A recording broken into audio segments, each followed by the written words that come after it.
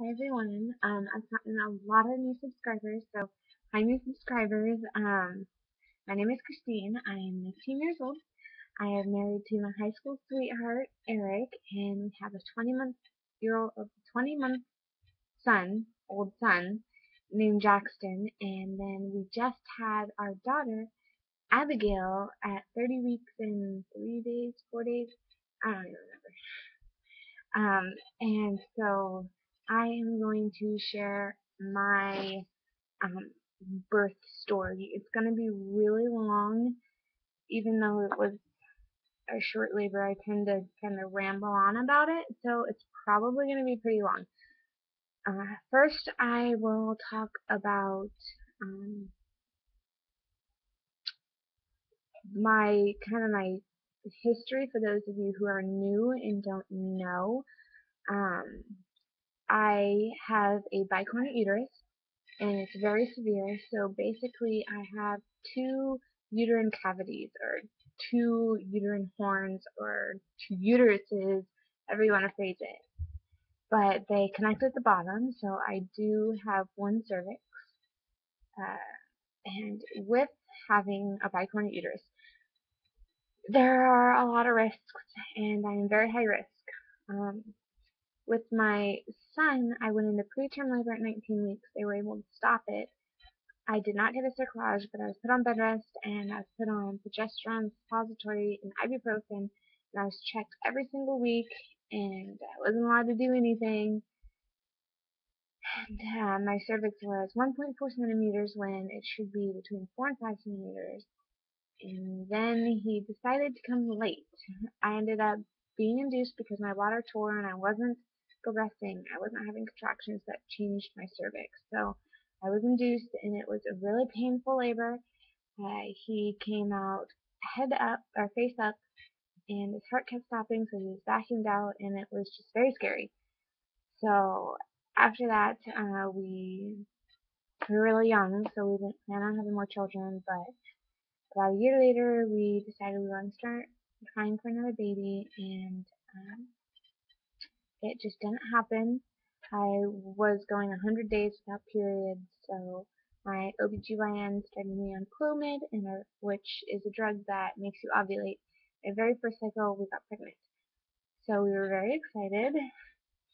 And then with this pregnancy, this was Abigail's pregnancy, she was in the same uterus as my son Jackson was. And I saw my perinatologist and talked to her about it very early on about, should I be on bed rest? Should I get a cerclage? Is there anything I should be worried about? And she basically told me no, that this uterus has carried a baby full term before, that it should be able to stretch out and accommodate her with no problems whatsoever. So she didn't prescribe me to be on progesterone. She didn't put me on bed rest. Nothing like that. Just set me on my way and told me to get checked regularly. So I was getting cervical checks every 4 weeks, and then we switched to 2 weeks because my cervix started to shorten. And it wasn't below, um, uh, like, it was fine. It was long enough that it wasn't anything to be concerned about. And so that brings us to my labor story. Um, I my cervix is about 4 centimeters, and I was switched to having ultrasounds every 2 weeks. And the next week it is shortened to 3.2. I want to say, I don't remember. I'd have to look it up. And then 2 weeks later it shortened again to, or it was 3.2, and then shortened to 2.8 or 2.6 or something. It shortened again, but it was above 2.5, so my OBGYN was not like concerned about it. But I was concerned because it was shortening, you know, every appointment that I went in, it was shorter. So I was worried, but he wasn't. He said everything was fine. Um, I was having contractions, but that's normal for me. Then Sunday, no, Saturday the 6th, Saturday, April 6th, I woke up and my belly had dropped, and like really, extreme drop, and if you follow my other social sites, you've probably seen the photo. It dropped, and it kept dropping all day, and so I was really worried, and I started having really bad contractions, and then I got diarrhea, so I called my OB, just to talk to him about it, and he said that since I was having diarrhea and nausea, and I was having contractions, those were signs of preterm labor, and he had me come into triage and get checked. I came in, and my cervix was fine, it was closed, it was long, there was nothing to worry about. So they watched my contractions, they weren't getting worse, they were regular, but they weren't getting worse, and they sent me home. And then, I was fine. So then on Friday, April 13th, I wasn't having any contractions, no labor signs, nothing. All day, I was completely fine. Eric and I went to bed, and we were kind of watching TV, and I said to him that I did not want to be pregnant anymore. I told him I didn't want to be pregnant anymore, and he said that I still had a long ways to go, and I said, oh, I know, I'm not like trying to rush it, I have so much more to do. And I really didn't mean it, I didn't want to be pregnant. And then about 11:30 that night, my mom texted me saying that she had a nightmare and wanted me to check on Jackson, and Jackson was fine. He was sleeping, he was fine, and it really was nothing. So Eric and I went to bed. We were sleeping, and I kept kind of like halfway waking up with like a Braxton Hicks. It was like just a tightening. It didn't really hurt, but it was uncomfortable, and it hurt like enough to wake me up, I guess. And then I'd fall back asleep, and then however long, I wasn't checking the time, however long, I'd wake up again with another one, and I'd fall back asleep, and wake up, and fall back asleep. And then finally, I started having contractions to the point where I was not falling back asleep before having another one. They were really short. They were maybe 20 seconds long. They were pretty painless, but they were coming every maybe 3 minutes. So I decided that I would get up, get out of bed, and take a bath, and hopefully that would help them go away and help me to fall back asleep so I could get some sleep. I remember thinking, oh, I'm just going to be so tired tomorrow with a toddler all day, and hopefully I won't be having contractions all day Sunday, and then I have an ultrasound on Monday. I want them to go away. So I got in the bath, and they were starting to get a little more uncomfortable to the point where I was like really quietly moaning through them. And then as I was in the bath, I felt a gush. And so instinctively, I just put my hand down there and, checked to see what was going on. And it was blood. A lot of blood. There was a very large clot and just a lot of blood that had come out. And so I jumped up out of bed real fast, and I ran into our bedroom, yelling at Eric, telling him that he needed to get out, that I was bleeding, that we needed to go to the hospital right now, and he was all groggy, and got up and started getting ready, and I called my mom. She's the first person, like, I thought of, because she lives 3 hours away, so I called her, and she was also very tired, and like, oh, are you calling me this early? And this was at 5:30, so I woke up at 5, and this was about a half hour later, 5:30, I called her and told her that I was bleeding and heading to the hospital, and she needed to get here right away. So then I called labor and delivery to warn them that I was coming in and that I was bleeding heavily, as I was bleeding this whole time. And the lady on the phone was really rude. She told me that anytime that I'm having contractions preterm, I should come in. But what she didn't understand is that was really normal for me. I have normal contractions all the time. Almost every single day I have regular contractions. So I told her that we were on our way. We packed up as fast as we could. We had to get Jackson dressed. We had to wake him up. And then we left. So we got to the hospital a little bit after 6.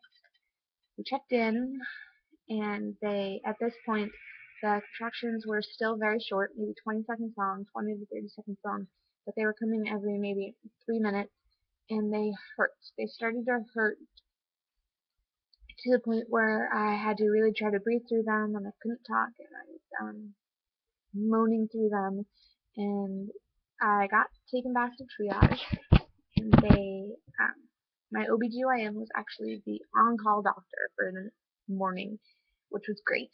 And so he came in and saw me and could see on the monitor that I was definitely having contractions. Um, he came and asked me what was going on, and then he got a speculum to check my cervix, and there was just so much blood, and he couldn't really see, so he pulled the speculum out, and I could just feel blood just gushing out the entire time. And so he checked me manually and said I was 2 centimeters dilated. So he got an ultrasound machine to check my placenta because I was bleeding so heavily, and he figured that it was probably a placenta abruption. So he checked that, and everything looked great. My placenta looked totally fine. The problem was she was breech, and being 30 weeks and having her breech was a total shock because at um, my appointment 2 weeks earlier, she was head down. She was head down my entire pregnancy. So having her flip was like, how'd she do that? There's no room for her to do that. Which is actually what we think was the cause of everything, that she might have flipped and caused this to happen. So he told me she was breech, and that I was probably in preterm labor. I was bleeding a little too much to be in preterm labor, but my placenta looked fine. So they started me on magnesium, and they gave me a steroid shot for her month. And he admitted me in hopes that my contractions would stop and that I could wait 48 hours before delivering her. So they wheeled me back to, so we got to the hospital at 6, and they probably got me back to my room around 6:45, 6:30 maybe. And it was just me, Eric, and Jackson all by ourselves, and we were kind of like freaking out, like, what are we going to do about Jackson?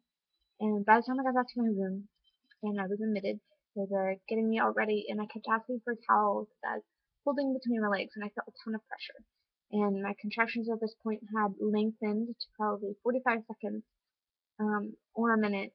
I couldn't count. They were long, and they hurt so bad. I was screaming during my contractions.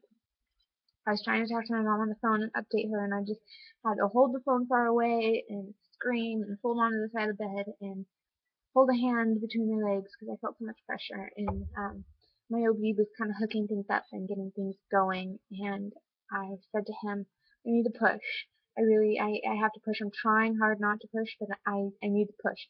And so he said, do you want me to check you again? And I said, yes, please check me. So he did, and I was 5 centimeters dilated. And at this point, he looked so worried, and he's very urgent and said that I had to get to an OR and I had to have a C-section right away. And so Eric and I were kind of like, well, what are we going to do about Jackson? We don't have someone to watch him. The hospital's a half hour away from anyone we know. He can't miss this. My mom's not here. What's going on? So they wheeled me away. They had me sign a consent form, which I signed at 6:55 a.m. So this is 2 hours after waking up. And they got me back to the OR. They were so kind and had a nurse sit with Jackson in my hospital room so that Eric could come back with me. And they got me my spinal block. Right before I got it, I had gotten a contraction, and it was so painful. I was sitting up, hunched over with a contraction, and like, is this going to be my last one? And they said yes, that it would be, and the spinal block kicked in so fast, and before I was even laying down, I was completely pain-free, and it was awesome, and I loved it. And then I got to, kind of sigh and relax, and then think, wait, what is happening?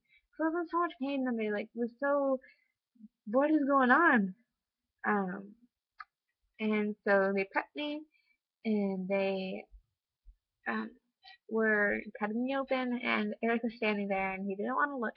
And I was like, are, are they are they doing it? Because I can, kind of feel what's going on. Like, so are they doing it? He said, no, no, no, they're just prepping you still. They're just cleaning you up and stuff. The anesthesiologist goes, don't listen to him. He's lying. They're ripping you open right now. And then a couple minutes later, she was born. She was born at 7:25. They took her out, put her over into a little incubator, and she wasn't breathing, so they had to intubate her and check her vitals and all that stuff while I was being stitched up. Eric had to leave as soon as she was taken out because he had to go back to Jackson. They legally could not watch him any longer. So he left, and I was there by myself while I was being stitched up and watching, trying to catch a glimpse of her. All I could see was that she had a ton of hair and that she was really, really tiny.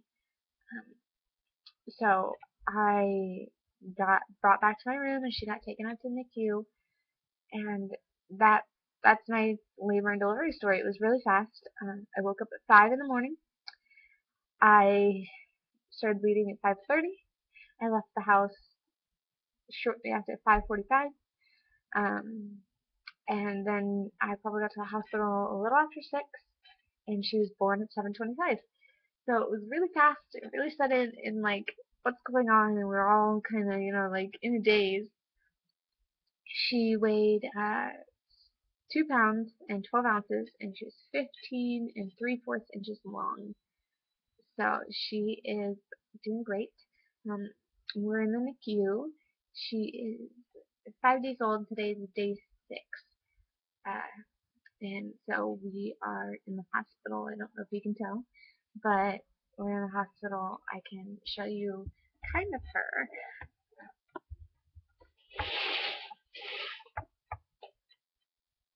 So this is my little area, and then she's over there in that incubator. She's under Billy Light. So that is that. I'm here by myself, and it's kind of hard. My parents have my toddler, and my husband's back to work already, so I'm here all day by myself with her, but she's doing great. I am going to be doing a couple videos. One, I want to do a Q&A, so if you have any questions to ask me so I can do a Q&A, just comment them below. Another one that I'm going to do is my 1-week postpartum video, which I am probably going to do Monday, Sunday, Saturday, I don't know, sometime soon. And then I'm also going to do her 1-week update, kind of go over everything that happened throughout the week. And then I am also going to do a day in the life in the NICU. So watch out for those. And then if you have any other videos that you want to see, just let me know. I have a Facebook page, and I really would appreciate it if everyone liked it. I'll put the link below, and I am updating all day long on there and uploading photos and stuff. So if you could like that, that would be amazing. That would be like, just please go do that. And then also I have 2 baby registries. A couple of people have asked me if I have a P.O. box, and I don't, and I really don't have the time to go set up the P.O. box because I'm at the hospital and I can't drive because of my C-section. So I really can't do that. But I do have 2 baby registries. One at Target.com and one at BabiesRUs.com, and I'll put those links. I can't link the actual registry, but I'll put you just have to look up my name and my state. So I'll put that in the description as well. So like, comment, subscribe, pray for us. It's going to be a long journey. We're going to be in the NICU for about 2 months, and it's really difficult, but you guys have been so supportive, so thank you, and I will see you in my next video.